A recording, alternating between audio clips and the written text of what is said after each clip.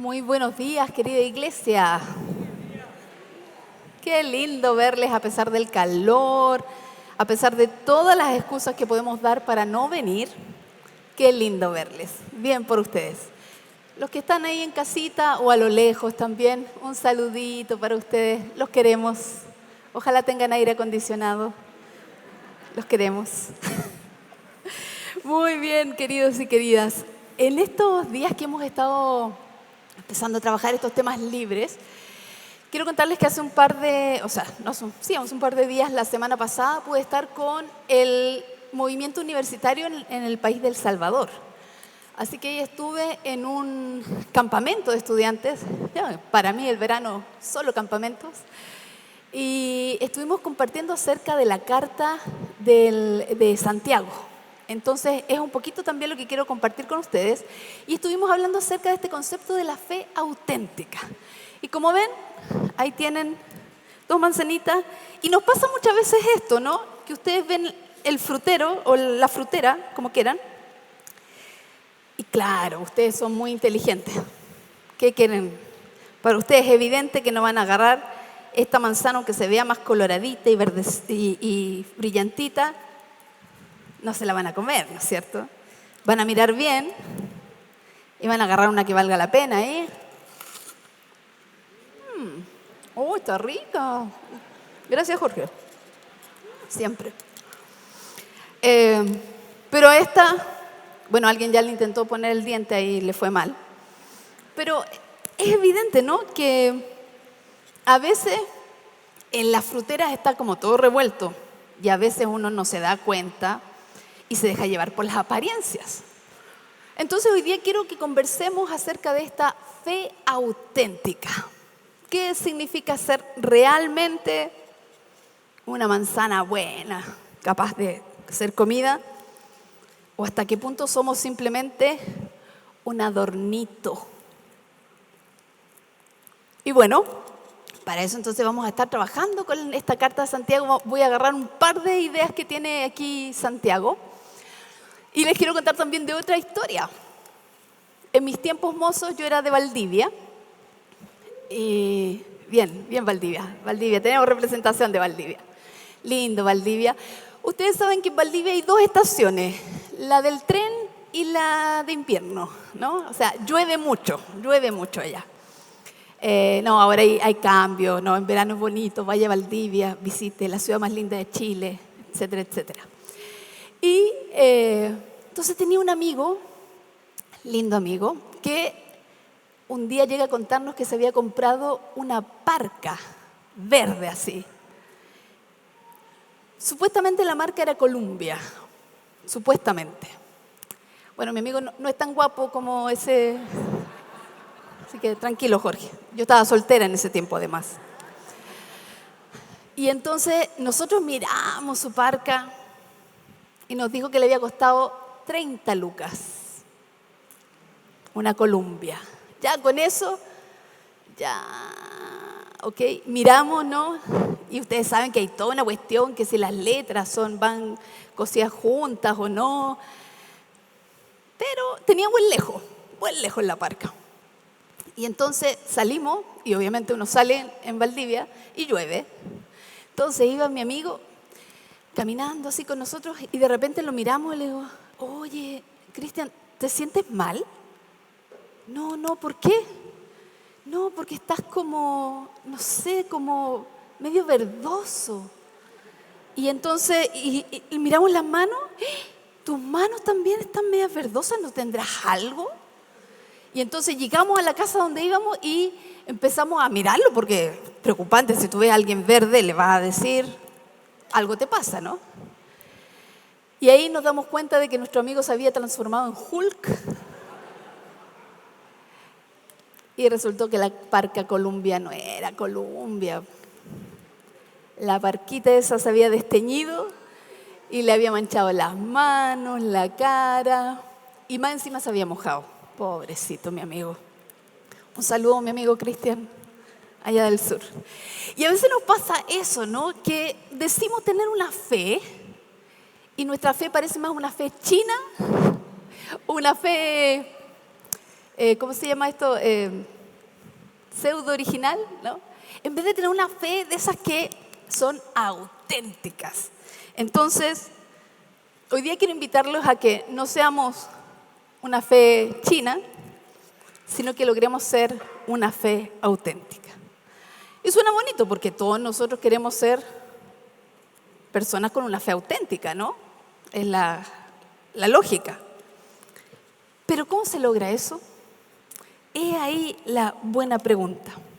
Entonces, para eso que quiero conversarles a ustedes acerca de esta carta de Santiago. Y ahí tenemos la foto de perfil de Santiago.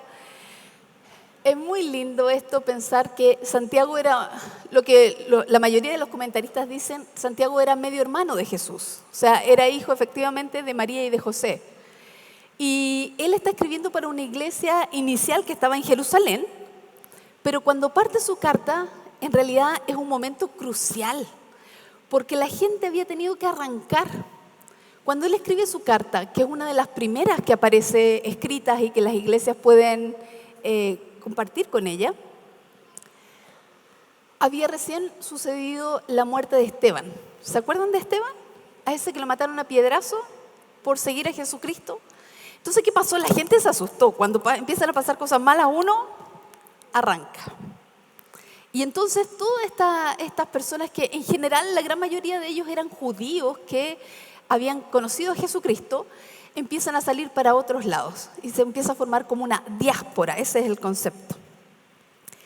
Y entonces este Santiago tan lindo, y Santiago era un poco así como esos pastores que a algunos de ustedes les gusta, así como bien al pan, al vino, dictatorial así completamente, que usted aquí no va a encontrar. Vamos. Entonces, ¿qué dice esta primera parte de la carta de Santiago en el capítulo 1?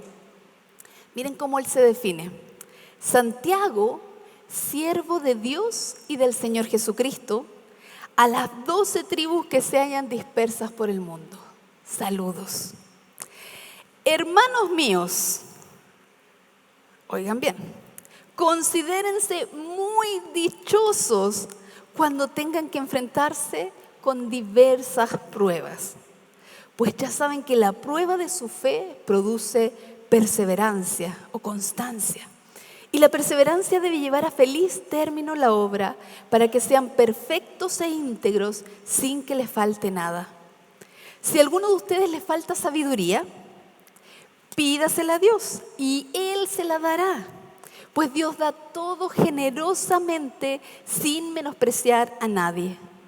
Pero pida con fe, sin dudar, porque quien duda es como las olas del mar agitadas y llevadas de un lado a otro por el viento. Quien es así, no piense que va a recibir cosa alguna del Señor. Es indeciso e inconstante en todo lo que hace. Entonces, queridos hermanos y queridas hermanas, si nosotros queremos llegar a tener una fe auténtica, necesitamos ser probados. Lo que no se evalúa no se aprende, decía un profesor tiempo atrás. Se dan cuenta que cuando a usted le dice, no vaya y escuche y sea oyente, usted aprende algo. Pero cuando sabe que va a tener que dar una prueba, es diferente la cosa. Cuando sabe que necesita aprobar ese ramo, uno se prepara, ¿no?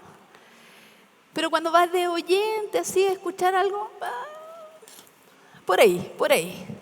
Pero la única manera de hacer que nuestra fe se transforme en una fe auténtica es, lamentablemente, siendo probados. Y entonces yo quiero preguntarles hoy día, una pregunta retórica obviamente, ¿por cuáles pruebas estás pasando hoy? ¿Tienes en tu mente alguna situación por la que te sientes probado, probada? Hay situaciones difíciles, ¿no? Que uno dice, Señor, ¿por qué a mí?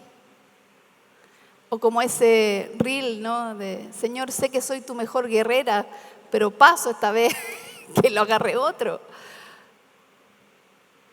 Tú entonces, ¿por qué? ¿Qué situación estás pasando que te sientes que estás siendo probado? Lo bueno de esto es que cuando somos probados hay resultados positivos. Y el primer resultado que nos dice aquí Santiago, con esta primera versión, habla de la perseverancia, pero también se habla de la constancia. Y ahí me encanta ese señor ahí que va constante en su ejercicio físico. Si ustedes me preguntan a mí, no es mi caso.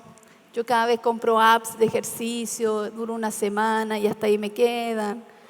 Hay otros que pagan el gimnasio anual para que les salga más barato, pero en realidad van 2 veces al año. No hay constancia, ese es el problema, con todos.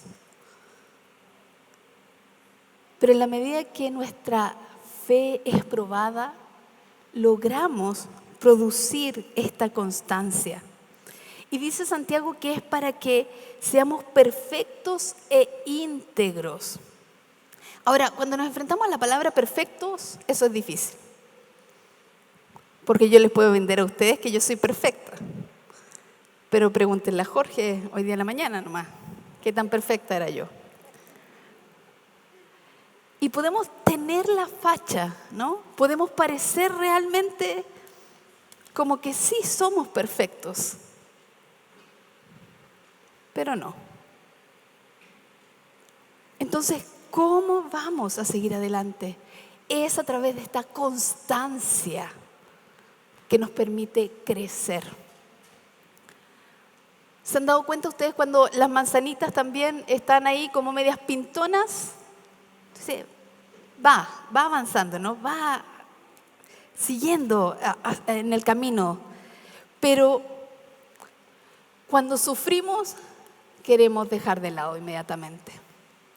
¿Recuerdan cuando Juan mencionó, Juan, tomando las palabras de Jesús, decía que era necesario que fuéramos podados para dar un mejor fruto?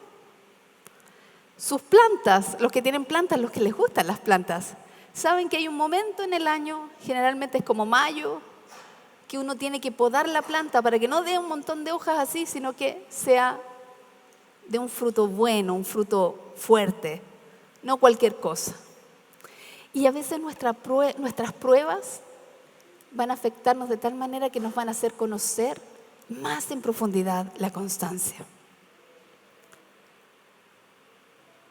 ¿Cómo nos enfrentamos a la constancia cuando nos toca cuidar a una persona enferma, a un familiar?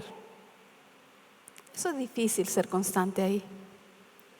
O cuando nos han dado el diagnóstico de una enfermedad que obviamente no queremos. ¿Cómo seguir siendo constante en nuestra fe en ese sentido? O cuando en el espacio en que estamos trabajando o estudiando, todos atentan en contra de nuestra fe, se ríen, se burlan, la desprecian. ¿Cómo seguir constante en ese caminar? Otra cosa que provoca las pruebas, estos resultados positivos, es justamente la madurez. El versículo 4 decía, perfectos, íntegros, completos. Implica una persona cabal y consistente. Y me encantó porque si tú buscas en las redes la palabra madurez, a ver qué imagen te sale, típico que te sale un viejito así con barba, así como, o un joven ya así como que ya maduró. Pero me encantó esta imagen de una mujer mayor, pero que está tranquila, se ve feliz, se ve de una manera sencilla, como que ha alcanzado un nivel de madurez que implica que no tiene que estar contándole la historia a otros con imágenes creadas, sino que puede realmente ser como una fe auténtica. Así soy yo. Ahí Dios sigue trabajando conmigo. Me encantó esa imagen, por eso. Como les decía hace un rato, cuando uno ve las manzanas así con pintas rojas, tú no dices, esta es una manzana inmadura. Tú dices, esta manzana está madurando, ¿no? Y así deberíamos ser todos. Deberíamos ser un poquito más maduros que ayer y menos maduros que mañana. ¿Y cómo va tu vida en ese sentido? ¿Lo sientes así? ¿Sientes que estás madurando en tu fe?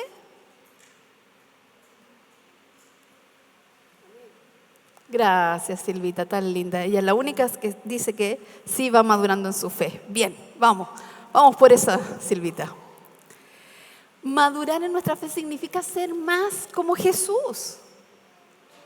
Y en eso no significa usar una túnica larga, ¿no? Ni un pelo largo, como suponemos que fue Jesús, sino que esta idea, ¿no?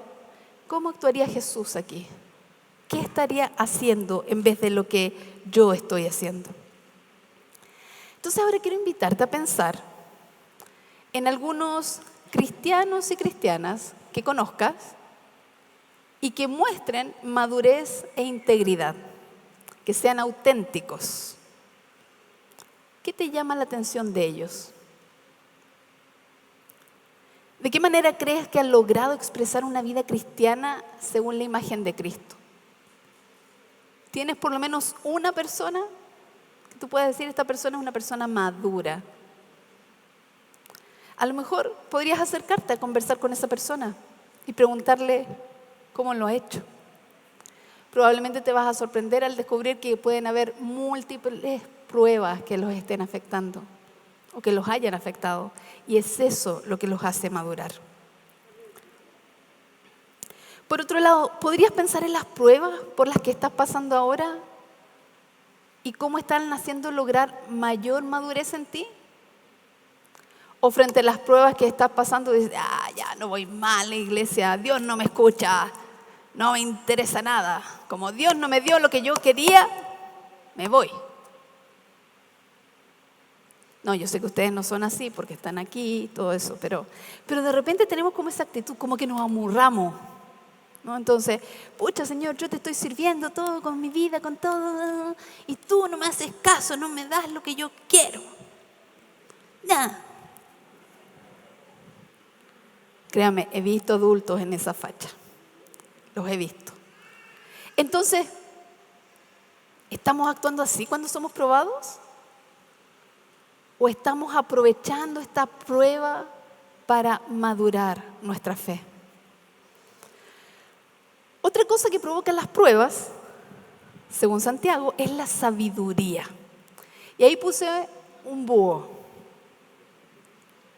Hermanos y hermanas colocolinas, ustedes saben dónde está mi corazón. Pero el búho es una muestra de sabiduría, ¿no? Bueno, también, sí, bueno. Y me encanta eso porque Santiago nos insta, dice, oye, si alguno de ustedes tiene necesidad de sabiduría, ¿qué cosa? Pídala pues. Y yo debo ser muy honesta con ustedes. Las veces que yo más oro en la vida pidiéndole al Señor sabiduría para actuar, es cuando estoy pasando por prueba. En ese tiempo sí que soy una mujer de oración. Pero cuando estoy bien, como que me relajo. Quedo así como, sigamos en la onda.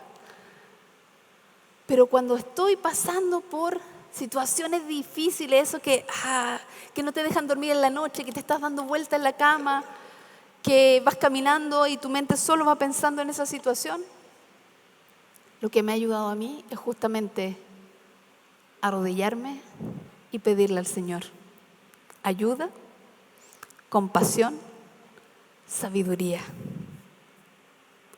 Debemos estar enfocados en esa manera. No tenemos que andar picando por aquí y por allá, distintas cosas. A veces nos pasa que, bueno, ustedes saben que los Simpsons tienen muchas cosas muy interesantes. Y hay una escena donde aparece Homero Simpson, que se las he comentado antes, que creo que está en un accidente de un auto, y él dice, oh, Alá, Dios, Buda, cualquiera, ayúdeme. Y tú dices, conozco gente así. Entonces venimos un ratito acá a la iglesia para que a ver si por aquí resulta, y después hacemos otra vueltecita por este otro lado, y después intentamos solucionarlo nosotros, y nos enfocamos en tratar de que esto se resuelva. Pero no nos enfocamos en buscar la constancia, la madurez y la sabiduría para poder crecer en Cristo. Proverbios 3:6 nos recuerda, ¿no?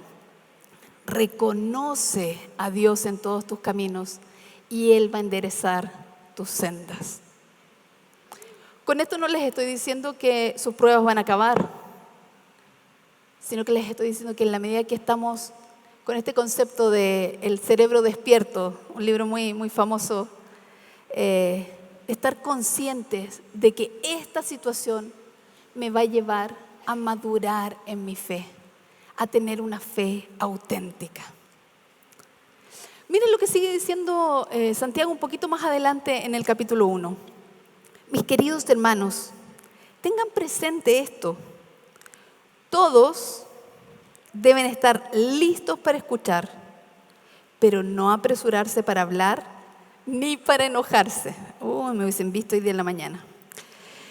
Pues el enojo de una persona no produce la vida justa que Dios quiere.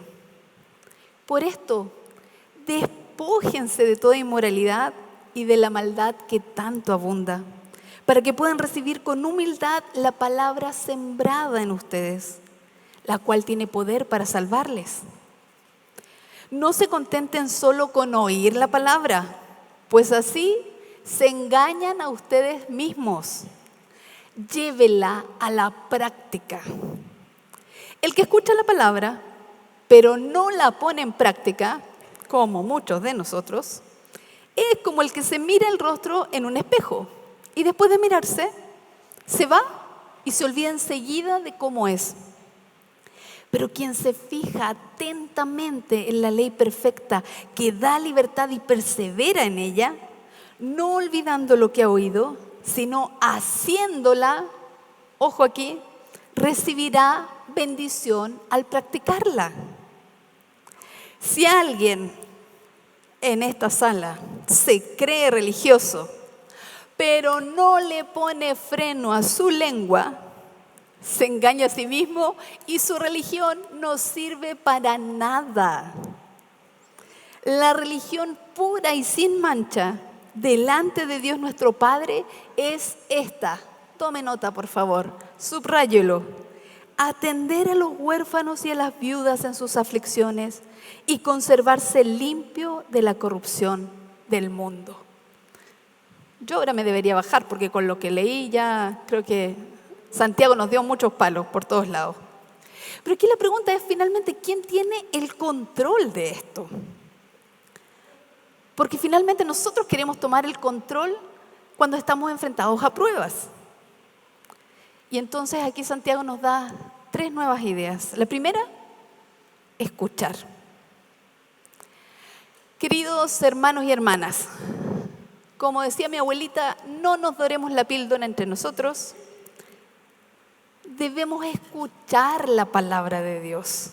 Y sí, usted la está escuchando ahora, pero no es suficiente. Los 45 minutos que demora una prédica no es suficiente para su vida. Están presentes todo el rato cerca de nosotros la ira, la amargura, los malos deseos. Y todo eso termina ahogando la palabra de Dios.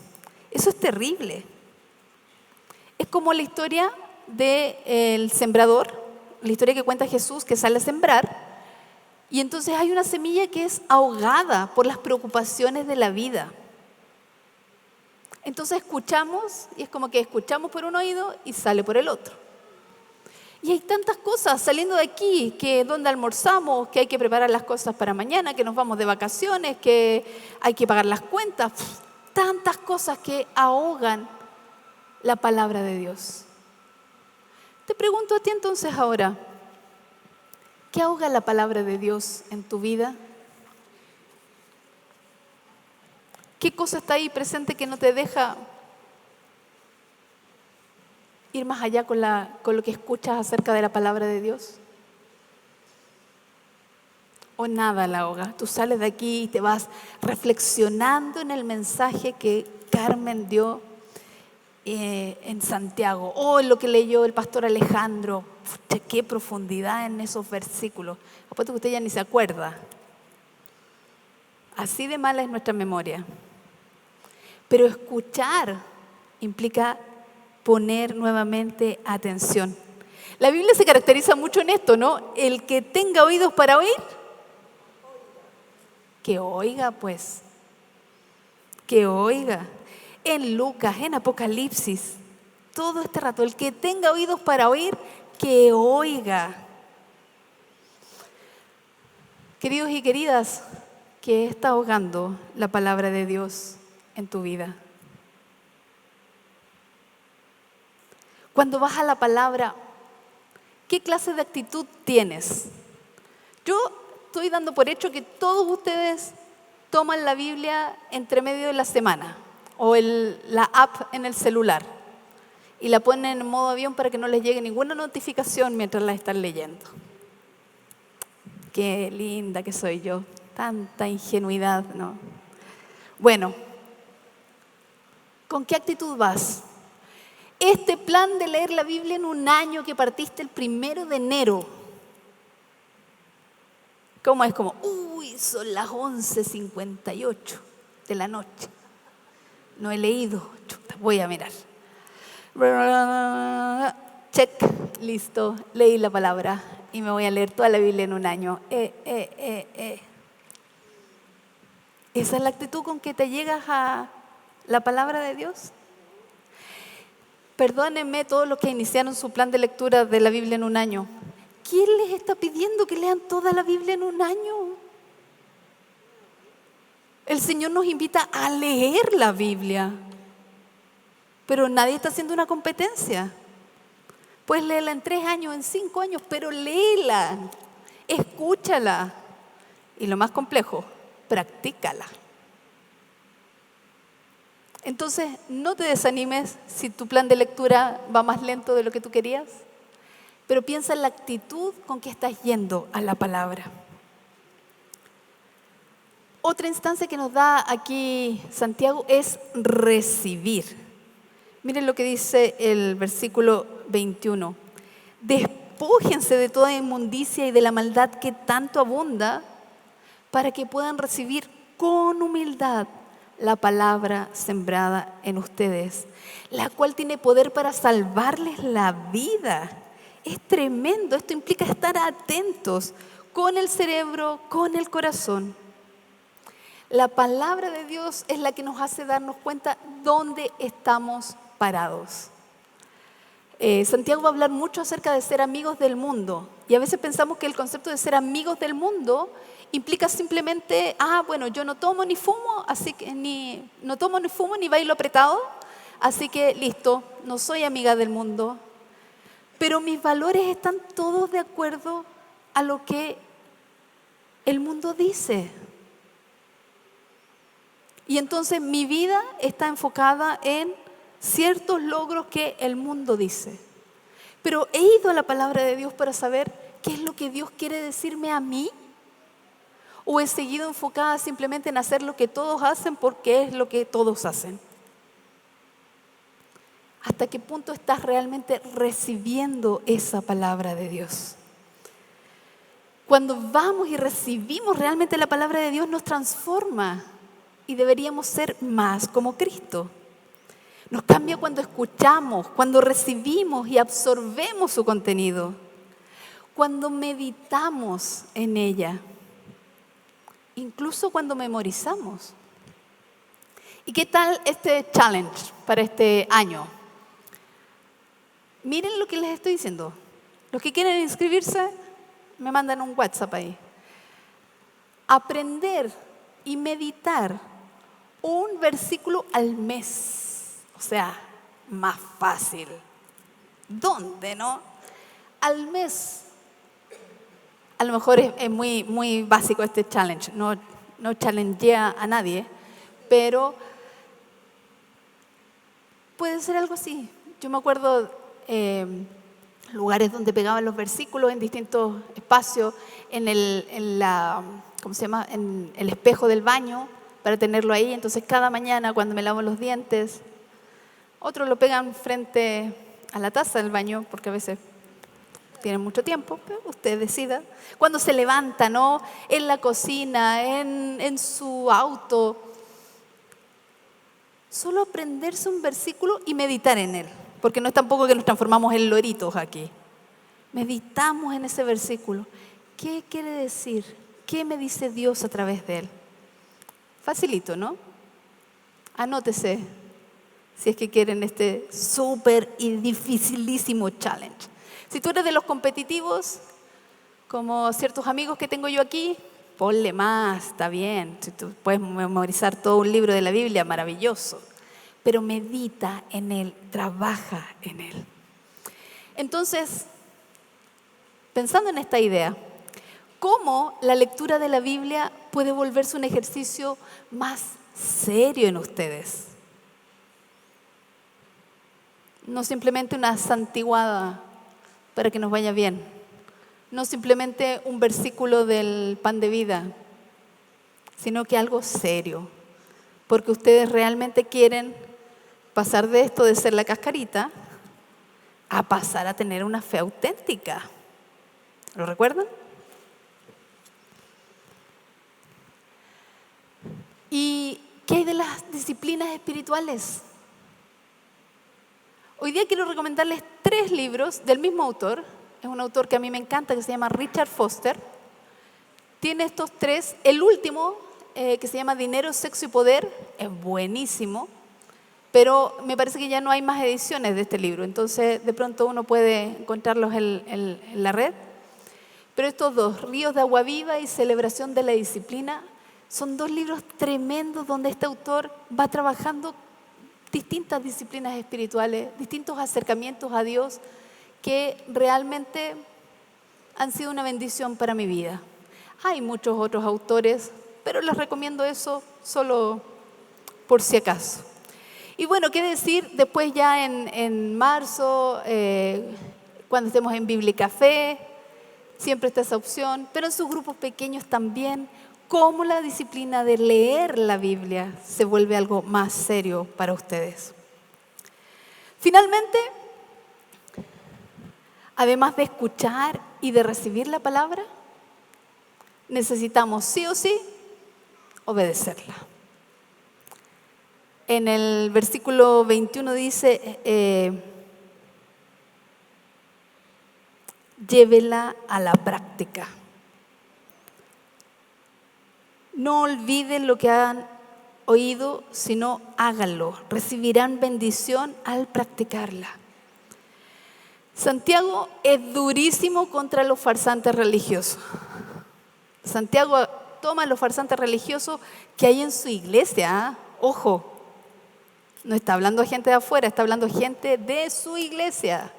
Claro, están esparcidos por el mundo, pero hay gente que él conoce. Entonces les dicen, nah, tú eres manzanita de plástico nomás. Tienes la pura facha, la facha de cristianito. Y a eso les da duro.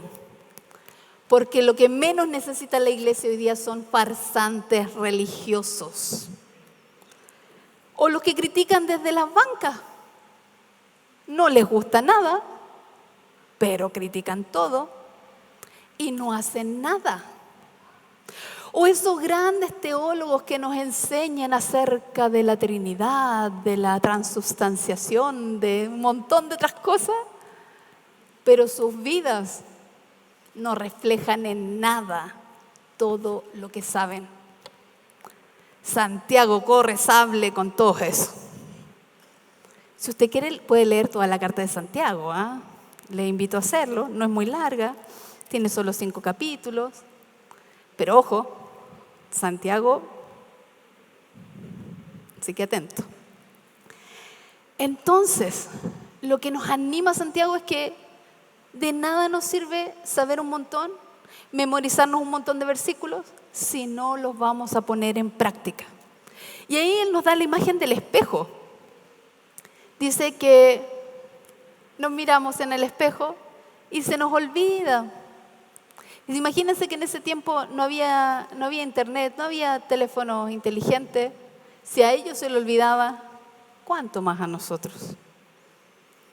¿Cuántas distracciones enfrentamos hoy en día? Y quiero ya ir terminando esta prédica con la última parte que señala Santiago en este capítulo 1, que ya se las leí, pero se las quiero volver a leer. Si alguien se cree religioso, pero no le pone freno a su lengua, se engaña a sí mismo y no sirve para nada. ¿Tú te crees religioso? ¿Tú crees que estás cumpliendo todo porque vienes acá a la iglesia cada domingo, das tu diezmo, levantas las manos al cantar? Si no le pones freno a tu lengua, eres una manzanita de plástico. Y pucha que nos cuesta ponerle freno a nuestra lengua. ¿Cuánto de lo que decimos bendice a los demás? ¿Cuánto de lo que decimos realmente es una crítica constructiva? ¿O vamos a ponerle antes de decir, no, es que yo soy súper honesta, y le lanzo la pachota a la otra persona? Esas personas son manzanitas de plástico. La persona que se cuida, no decir todo lo que piensa, sino que piensa todo lo que dice, esa es una buena persona que está madurando en su fe, que está dando fruto. Entonces, ojo, creernos religiosos no nos sirve de nada si esa es nuestra actitud. Y miren cómo termina este capítulo Santiago. Dice que la religión pura y sin mancha delante de Dios nuestro Padre es esta: concreta, clara, precisa, atender a los huérfanos y a las viudas en sus aflicciones y conservarse limpio de la corrupción del mundo. Santiago se destaca por preguntar, ¿no? Muéstrame tu fe por tus obras. ¿Qué estamos haciendo? ¿Cómo estamos aplicando la palabra? ¿Cómo estamos respondiendo a las pruebas? ¿Cómo estamos interactuando con otros? ¿Somos manzanita de plástico? Una manzana real, auténtica. Cuando Santiago habla aquí de los huérfanos y de las viudas en sus aflicciones, quiero animarlos a pensar en aquellas personas que están sufriendo aflicciones, independientes si son huérfanos o si son viudas. El cristianismo, Jesucristo nos llama a preocuparnos por las personas que están en situaciones desvalidas y concretas, así, obviamente desvalidas emocionalmente, pero también concretamente en lo económico. Es por eso que seguimos ayudando. Y por ejemplo, una instancia muy clara de eso es la Fundación El Arca. Así que cuidadito con pensar que ya está todo resuelto en eso. Hay situaciones de necesidad, de aflicciones que está viviendo la gente, incluso de nuestra iglesia. Responde como una manzana auténtica. Y no te quedes simplemente con el, hoy voy a orar por ti. Auténtica, haz algo por esa persona. Y conservarnos limpios, ¿no? De la corrupción del mundo. No dejemos que sean los valores del mundo los que entren a nosotros. Vayamos a la palabra del Señor, escuchémosla, recibámosla y por sobre todo obedezcámosla. A todos aquellos que están tomando decisiones difíciles en este último tiempo, le invito, vaya a la palabra de Dios, lea, aprenda, comparta y por sobre todas las cosas póngala en práctica. Queridos y queridas, siempre digo que Dios tiene hijos y no nietos. Entonces, si quizás tú estás aquí porque tus papás son súper cristianos, no significa que tú seas hijo de Dios. Si tú estás aquí porque tus papás eran súper conocidos en la iglesia donde iba, genial, fantástico. Eso no implica que tú seas un hijo de Dios o una hija de Dios. Venir a la iglesia no te hace hijo de Dios. Lo que te hace hijo de Dios es tener una fe auténtica que se trabaja en constancia, en madurez y en sabiduría. Entonces hoy día, hermanos y hermanas, ¿qué manzanita quieren ser ustedes? ¿La plástica? Que no es probada en nada, que está ahí de adornito, que viene muy bonita a la iglesia cada domingo. ¿O una manzana real que ha pasado por el proceso de madurez?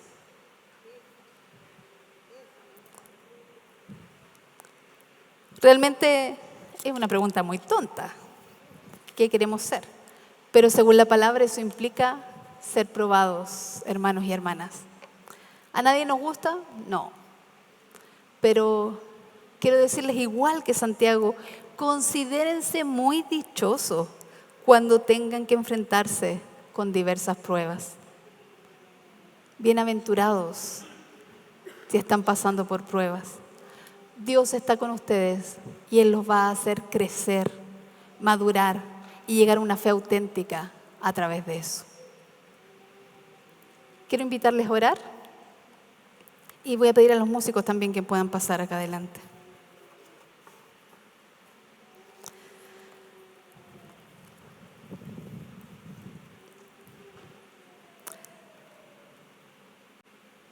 Señor, es tan difícil decir que nos consideramos dichosos cuando pasamos por pruebas, porque en realidad no nos gustan. Pero hoy día quiero pedirte que tú nos ayudes, que tú nos permitas seguir creciendo, que en tu misericordia, Señor, nos permitas ser constantes, alcanzar la madurez y adquirir sabiduría. También te pedimos que frente a tu palabra podamos escucharla, recibirla y por sobre todas las cosas obedecerla. Y que frente a esto descubramos cómo tú nos estás haciendo madurar. Ayúdanos, Señor. Gracias porque podemos acudir a ti y pedir socorro, pedirte sabiduría. Sorpréndenos con lo que vas a hacer con nosotros en este año. Y por sobre todas las cosas, Señor, ayúdanos a seguir creciendo, a seguir madurando hacia una fe auténtica hasta el día que dejemos esta tierra. En el nombre de Jesús, amén. Que el Señor les bendiga.